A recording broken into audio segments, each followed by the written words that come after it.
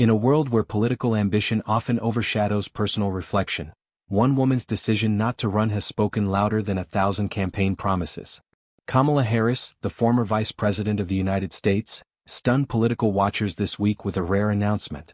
After months of quiet deliberation and increasing speculation, Harris publicly declared that she would not run for governor of California in 2026.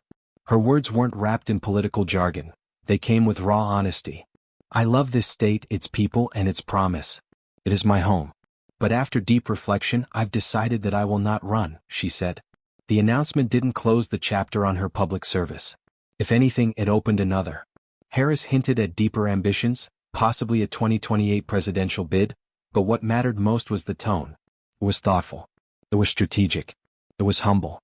She acknowledged the failures of modern institutions and the public's deepening distrust. She called for new methods, fresh thinking, but unwavering commitment to old values. This wasn't just a political move. It was a philosophical one.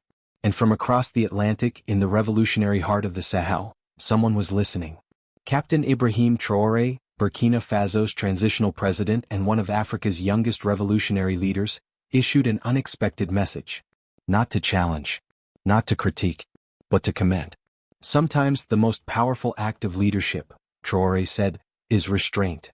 In a televised address to the youth of Africa, Traoré held up Harris's decision as an example of what it means to act out of purpose, not pressure.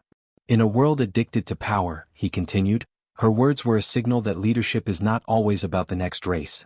It is about knowing when to pause, reflect, and prepare for something greater than self.